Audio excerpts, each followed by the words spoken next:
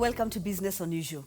This is where we talk kingdom business matters. And of course, we continue taking a look at those opportunities that are emerging in and post the COVID-19 crisis. My name is Susan Opio. And my name is Charles Opio. Of course, we've looked at a bit of history where we are saying that most successful businesses today began after a pandemic, a war, or a financial crisis. And I've been talking about war. We've been talking about the pandemic, bubonic plague, yes, which happened between the year 1347 and 1351. And we've seen that. If you've not watched, please go back and watch part 1 of this series so that you understand the effects of plague in that season. Absolutely. Now, we continue talking about these same things, and today we want to talk about the war, effects of war. We want to look at war. Yes. We continue to speak about these things because, like we said, we're going to borrow specific examples, but there are many more. Yes. It's just that it is, we're giving you the case to prove that this is a given. Post a war, post a pandemic, post an economic recession, major corporations we know today came out of that environment. So there are some people who are very alert in this same thing we are calling a crisis. Absolutely. And those are the people who will emerge with new opportunities, new businesses and corporations after this crisis. Exactly. So there are some people who are stuck on the issues of COVID-19. There are a lot of deaths. There's a lot of jobs are lost and all those kind of things. But there's somebody somewhere who is ready to come out with this new corporation, this new business, this new idea that will shift something forever. Completely. Because when you look at the pandemic, past pandemic, the shifts are permanent. Absolutely. We never go back to that And place. in fact, how we want to look at war is that many companies that began in war began because of the war. But post-war, they went and became mega names and brands that today we enjoy. Most of us have no idea. So they began within a war. So you're saying there's something we can be beginning today. For example, in COVID-19, we are talking about sanitizing, we are talking about masks, we are talking about these things that are needed in the crisis. Exactly. But post the crisis, they become part and parcel. And even they move into brand status. Oh, yes. That's even more interesting. So we're going to take some examples. And the first example I want to take is the Jeep. You know, today the Jeep is a brand car. It's a status symbol. Oh, yes. Oh, yes. Who wouldn't want to drive a Jeep? I mean, People did not know that the Jeep was designed for World War II in 1941. It was actually the given military vehicle. Why? At war, you did a military vehicle that can do terrain, can move swiftly, but gives you freedom to shoot. It had no cover. So the whole idea of the Jeep was a vehicle that was called an autonomous vehicle. It can go into rough terrain. So you have to make the wheels specific. You have to make it in a particular way. And you need to take it to a place where it actually is a powerful vehicle at war. So the material you made it from must be bulletproof, yet you must have freedom to move your guns. So you're saying that if we look at the Jeep today, of course, it's an upgrade of what you're talking about. Absolutely. Thank God for Google. Yeah. We can go back and see the first Jeep. Let's do searches and see how it was that time. But you're saying that that particular thing was needed in the war. Exactly. All right? When we look at it today, they didn't stop. They didn't. Continued with... After the war, remember, to supply war, you need factories. Oh, yes.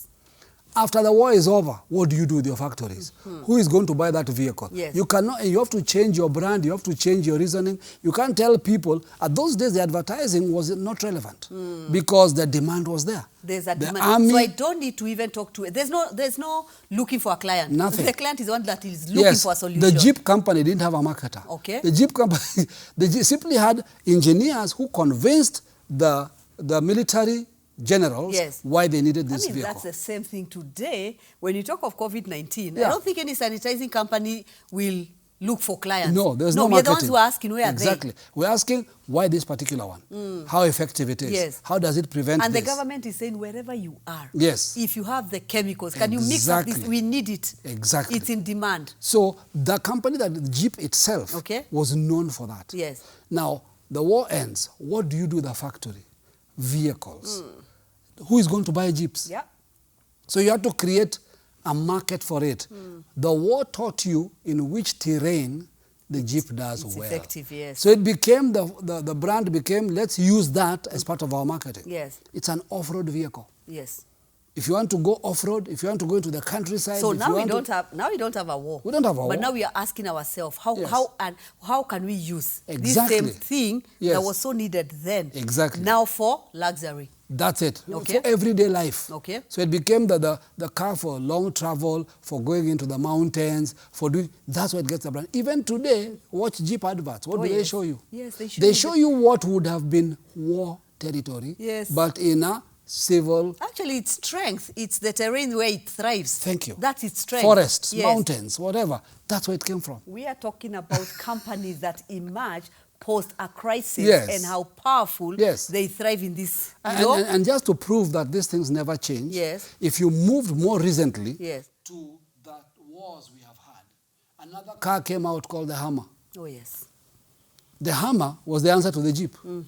Today, to us, a Hummer, to us, a Hummer is a status symbol. No, a Hummer was a military vehicle. Yes.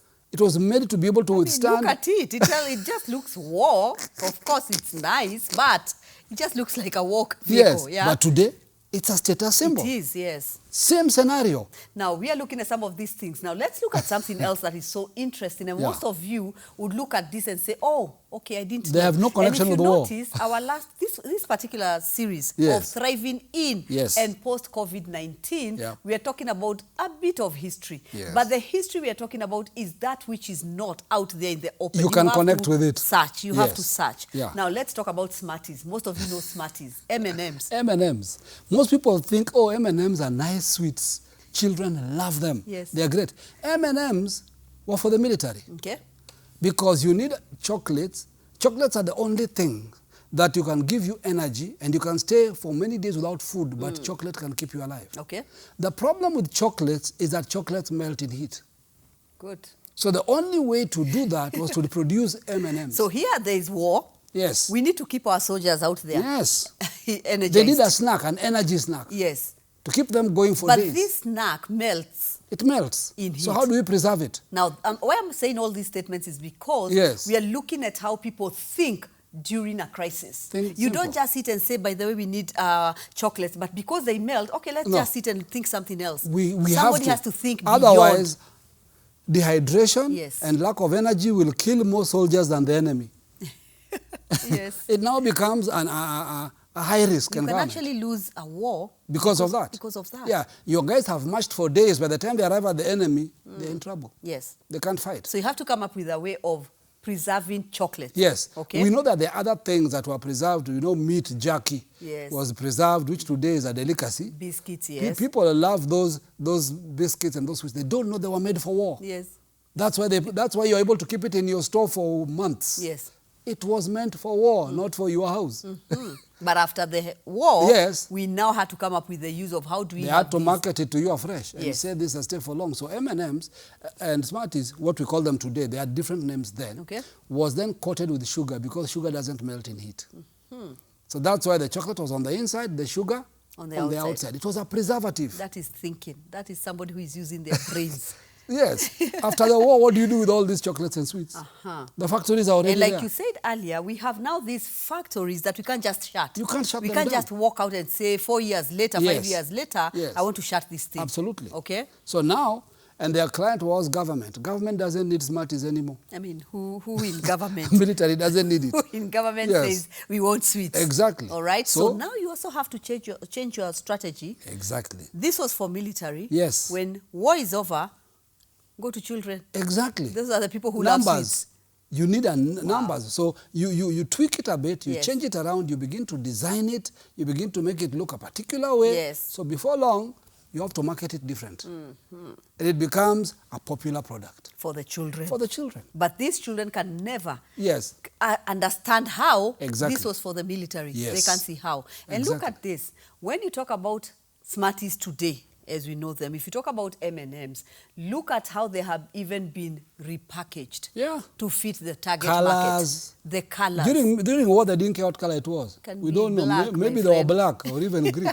In fact, maybe black so that they can be camouflaged. Yes. Green, the enemy can see it a mile off. Who knows? We don't know what the design was. Maybe they were bigger. Now they are smaller because you are targeting children, not soldiers. So everything changed. Everything changed. So as we are looking at all these products, we want you to understand something. Yes. Most of the products I'm discussing were in the Second World War. Yes. Specifically. Okay. Now, an Let's interesting talk. one that today we all know is a company that is synonymous across the world with a very interesting thing, technology. Okay. Name of the company? Vodafone. Most people think Vodafone is a telecoms company. Of course, we need our phones and they have mobile, the best, yes, and all this. And all the branches I and think what. it's always good to go. You know, when you hear this thing, when you hear of this history, you're like, wow, it's interesting. Yes. Makes you even want to know Exactly. the companies we know and understand. Yes. How did they start? We Exactly. need the history of companies, Yes. which is so interesting. Yeah. You know, and Yeah. they can give us clues Absolutely. of even what to do Yes. in what we are in. The Vodafone was first a military radio for the British Army. Let's talk about it. For them to be in the field and to communicate Yes. in the field. You know how you watch war movies and there's a guy who carries the radio on his Yes. back? That's what Vodafone came out doing. Okay. They became the first supplier of radios, and they had what you call military frequencies, where the army could speak to each other. The guy has a big backpack, something at the back. Sometimes they stop in a trench, they put it out there, then they begin to Yes. speak over the radio and communicate in war. That's what it was for. Now, remember, we are talking about companies or corporations that emerged out of a crisis. Yes. And talking about Vodafone now, let's look at it today. Yes. Let's see what it has become. Yes. Today we are talking smartphones. We're talking mobile networks. From war, War.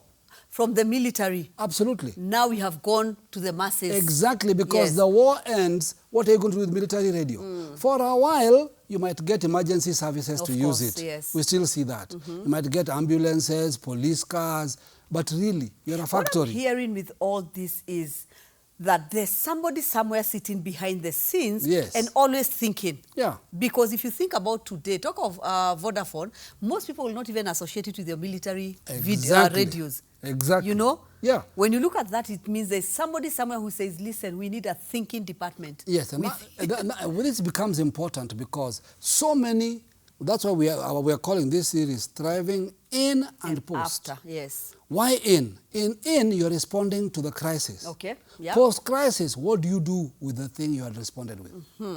You have to repurpose it. Yes. So a word that's going to become common is repurposing.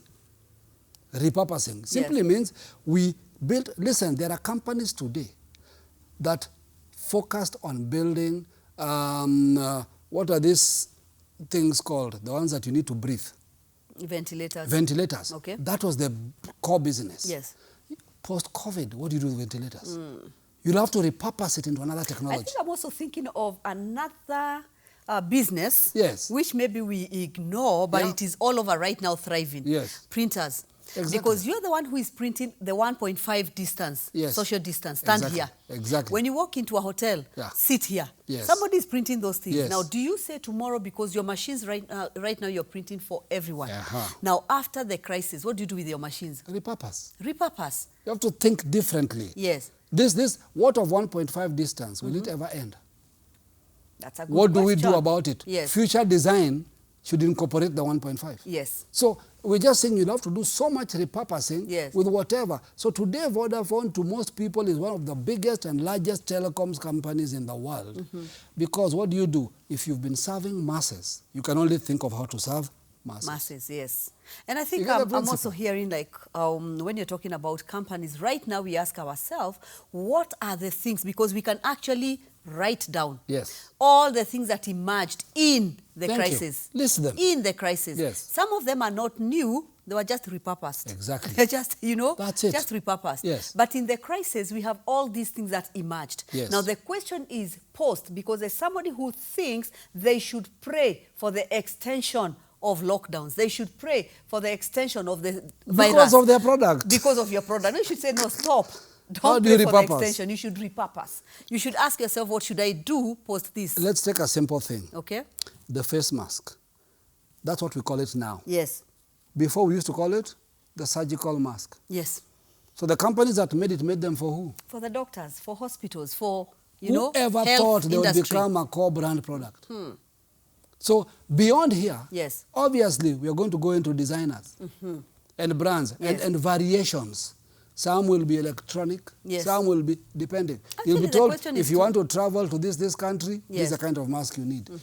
Repurposing will come. And More I think more also ideas when will you talk come. of repurposing, you're talking from design Yes, to you know, when you talk about this one is breathable, this one is, the question is, how do I make it more comfortable? Because right now, we are also noticing that as much as they are surgical masks and all that, they are uncomfortable for particular group of people. Yes, yes. So if you say that this person is, for example, what do you call this? Wheezing. What do you call that? When you wheeze, yes. Yes. You're watching, you know what I'm talking about. Yes. All right? That person cannot put a mask 24/7, Yes. or rather 2 hours continuous. Yep. Now, how do I accommodate this kind of people? Asthmatic. That's the term you're looking for. It has come. If somebody is asthmatic, Yes. how do you have a mask that accommodates that group of people? Exactly. How do you have a mask that accommodates school children because they don't want to keep that thing which is irritating their face? Exactly. Meaning you have to think outside the box. And how do you make the mask again? Okay. Something they can wear. And fun. Maybe redesign the mask. Yes. Make it a mask with a smile on it. Yes. Or something so that they don't throw it away. It's just called, in a corporation, looking for a CTO. Yes. Chief Thinking Officer. Absolutely. Call a meeting, have a think tank, a people who will sit and start coming up with these new ideas of how to do things better. Exactly. Because you can't get rid of your machines. Yes. Because the virus is, we have conquered the virus. In fact, here is a free idea. Okay. Maybe one day you send me royalties for this idea. One of the conflicts that I get when we wear masks. Yeah. Sometimes when you talk, somebody says, I can't get what you're saying. Because we didn't know, we also read lips. Yes, we do. We don't just listen to voices, we need to see your mouth. It's irritating when you're asking in a chemist, how much is this? I'm telling you, but I can't get what you're saying. Remove your mask. So imagine, You know, so how do you make a transparent mask without mitigating what it's supposed to do? Thinking. Think, so because that I can right still now, see. we are still locked on yet the it's still a surgical mask. mask that has this form that makes sure the virus does not go through. But you can come up with one which has the same things, but it just requires thinking. That's it. That's powerful. Redesigning, come up with a mask that I can read. Yes. Absolutely. So, let's look at another product. Okay. The Ray-Bans. No. Before we get to the Ray-Bans, there's another interesting product. The trench coats. The trench coat. Okay. Now, today, trench coat is a powerful design. We like it. Yes, it's fashion. You wear it. We don't know the trench coat was born in war. Even the word trench should tell you. They wore them in the trenches. Okay. A trench coat comes from the Latin word aqua scutum, which means rain shield. Interesting. What was that for? It meant you wore something that shielded you in the rain. In fact, the first major time was during the Crimean War. Go and Google the Crimean War. When the British were, with a coalition, were fighting the Russians. And it was so cold, it was raining, soldiers were dying of hypothermia. So they needed to get a rain shield. A jacket they can wear that is still hardy for war, but it also protects them from rain. Yes. And that's where it started from. And they wore them in the trenches, because sometimes you have to stay in the trenches for days. So, you've been pinned down by the enemy. Yes. So and right now, of course, for me, when I'm walking out, I have to ask, where's my trench? There you go. You know, for me, it's fashion. In fact, now we have trench designer. Yes. Every designer has a trench version. Yes. You know, we don't know that's where it came from. It's interesting to know where it came from. It came from war. Yeah. Remember, we are still talking about war, when we're talking about companies that were birthed in war. And post-war. Yes. So that one is an interesting one. That one is very important. So as you put on your raincoat, as you put on your trench coat, when you put on that suit in the winter and you have this thing, now we have it in every version. Yes. We don't even make it waterproof anymore. You know, but that's where it came from. It's more visual. More optic. visual. Yes. That's where it came from. But I think also, like what we are saying, that every time we're talking about these products, you notice what we are keep repeating, that yes, in the war, they needed this. They were necessary. Yes, they were in the trenches. Exactly. They needed this. Yes. Now, after, we are talking about factories that cannot close, that cannot shut, because the war is over. Absolutely. The virus is over. Yes. So what do you do with your trench? Notice, now trench, of course, has moved from war, from the military, from the field, into fashion houses now. Absolutely. Yeah. Everybody's wearing it. And I think everybody has a trench. I mean, yes, of one form or another. Yes. Some still have the war version, but who knows? But everybody has one. Yes. Now, the next, still within war. Okay. You see, we've been dealing with the ground war. Now let's go to aerial warfare. Ray-Ban. What came out of there? All right, the aviators, yes. The Ray-Bans and the aviators. There's a generation who knows what I'm talking about. Yes. You love your Ray-Bans. I have original Ray-Bans. I wear aviators. Yes. In other words, dark glasses. Okay. People don't know that these products were for pilots. It's the American military that had this for pilots because pilots were getting, when you have a high-speed jet, you're flying at high altitudes, at high speed, yes. sometimes looking into the sun, you needed something to help. So these were designed originally to deal with nausea and headaches. They needed something to help and shield them. Yes. That's why you always see pilots. We think it's a fashion We thing. think it, no. We think it's a starter pack for a pilot. Yes. You must have the Ray-Bans. Yeah, the white everything, and then And you must have wear a briefcase. Exactly. That's a starter pack. Yes. Not knowing these are requirements. It was a requirement, and that's why a pilot cannot wear fake Ray-Bans. It's just that now it's designer, Yes. but the technology has not changed. Yes. It is meant to help them when they are flying out there. So you have to ask yourself, okay, like again, go At back. high The war is altitude. over. What do we do with these Ray-Bans now? Yes, we And still like you're have- saying, some of these things are ending up in the fashion houses. Exactly. Yeah. So now we all wear Ray-Bans, pilot or not, Yes. headache or not. Yes. It doesn't matter. Pilots look good. No. We wear them indoors. We wear them indoors. This is about fashion. Don't worry about what they were meant for. Yes. Yes, for us, it's Yeah. fashion. This is how real Yeah. these things had to be. So war always does that. Yes. Now, one product that people might not believe was invented during war is the next product. The Fanta. Fanta. Okay. The Fanta drink did not, we always assume Coca-Cola is a company, made Coca-Cola, then they made Fanta, they made Sprite, they made, no, Fanta did not come. Fanta was actually invented because just as the World War was going on, Germany decided they will not allow what is called known as the Coca-Cola syrup, Okay. which makes Coca-Cola the drink, Yes. will not be allowed into Germany. Okay. Remember, they are at war with the coalition. Yes. So the head of Coca-Cola Germany had to find another drink because without that, they can't sell. Yes. Close the factory. What are we going to do? Yes. So they had to come up with a solution. The solution was Fanta. So instead of the Coke can't come here. Yes. Trade was here now. Yes. So if you We lock have out the factory, we have Coke, the yes, equipment, we have everything. let's come up with something else. Exactly. Wow. That's how Fanta was invented. So Germany were the first consumers of Fanta Okay. during the war.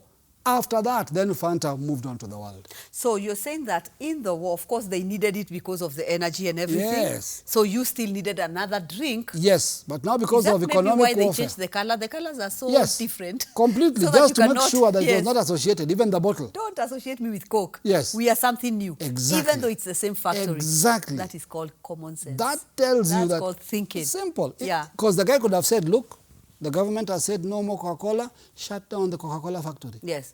No, they repurposed it. This is the key thing. Listen, one core thing about things that began in crisis, Yes. to survive, you must then repurpose. You can only not think, see, listen, it doesn't matter how well you're doing in COVID. It will end.